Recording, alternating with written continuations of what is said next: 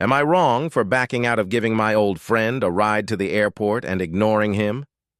Plus one update by You Stock Vacation. For context, I'm enlisted in the military and live in the barracks, basically dorm-style housing. I have this buddy, let's call him Bob. We were in the same platoon for over a year and even deployed together for 6 months. So, yeah, we knew each other pretty well. At the beginning of this year, I got moved to a different platoon, and since then, Bob and I haven't talked much. That honestly worked out because over the past 7 months, I've been focused on self-improvement. I quit drinking, smoking, cut off toxic friendships, and started working hard on my biggest issue, people-pleasing. Back when Bob and I were close, I'd go out of my way to help him, even when I was exhausted. But once I started setting boundaries, I realized our friendship was very one-sided. He never reached out unless he needed something, and even when I hung out at his place, usually only because our mutual friend, let's call him Ryan, invited me, Bob would ask me to help him clean or do random chores. Never Ryan, just me. It annoyed me, but I kept helping to avoid drama. Eventually, I stopped answering his calls. I wasn't trying to be a jerk. I was just tired of being used. Anyway, fast forward to Friday. I run into Bob at work, give him a polite "what's up," and within 3 minutes, he asks me to drive him to the airport this weekend. Out of old habit, I say yes, immediately regret it, and spend the day trying to think of a way out. A couple hours later, I text him saying something came up and I can't do it. He replies, "All good, thanks." Cool. I think we're done here. But today, I get 3 missed calls from him. I ignore them. Not 5 minutes later, someone knocks on my door. It's Ryan. Myself and Ryan live in the barracks, and Bob lives off base housing. I'm almost certain Bob asked him to come check if I was in my room. Ryan's got his girlfriend with him this weekend, so obviously he's not trying to be Bob's ride either. Can't blame him.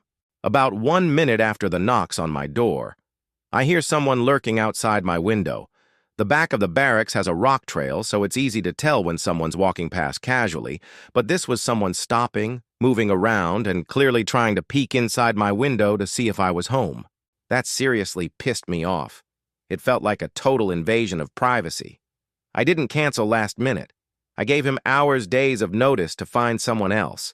And instead of handling it like an adult, he spam calls me, sends someone to knock on my door, and, presumably, creeps around my window to catch me hiding. My weekends are the only time I get real peace and separation from work, and I guard that time hard. So yeah, I ignored the calls and the door knock, and I didn't respond to anything after that. But now I'm feeling a little guilty, like maybe I was too harsh or immature about it. So, am I in the wrong for backing out of the airport ride and ignoring him after? Update 2 days later. So turns out the airport ride wasn't the full story. Through a mutual friend, I found out Bob was also looking for someone to take care of his dog while he was out of town. Apparently, he got the dog a few months ago, but never mentioned it to me. No stories, no photos, no heads up. Just silence, and then, I'm assuming, the plan to drop that favor on me last minute after I already agreed to the ride. Looking back, this wasn't the first time he's stacked extra favors mid-favor. It's a pattern I'm finally starting to see clearly. And when I backed out of the ride, that's when the spam calls, the knock on my door, and the creeping around my window started. It didn't feel like panic, it felt like pressure. I've tried to be a good friend.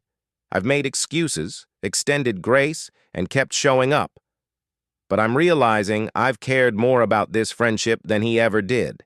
And honestly, I'm done with Bob. And, something I almost forgot to mention, Ryan recently told me that Bob has allegedly been cheating on his wife. His girlfriend is good friends with Bob's wife, and they communicated about the situation, so that's how he found out. I take that seriously. That's a hard moral boundary for me. And what really gets me is, the few times I hung out when she was around with us, she was incredibly nice. Sweet, caring, and respectful. It genuinely makes me feel bad for her. She didn't deserve that, and it really solidified for me that I don't want to be connected to someone who treats the people closest to them like that. At this point, I genuinely don't care to have Bob in my life anymore. But the dog? Never met him. Don't know his name. No idea what breed he is. And I still hope he's doing great. Belly full, living stress-free, and far away from all this last-minute chaos. Honestly, I'd give that dog a ride before I ever say yes to Bob again.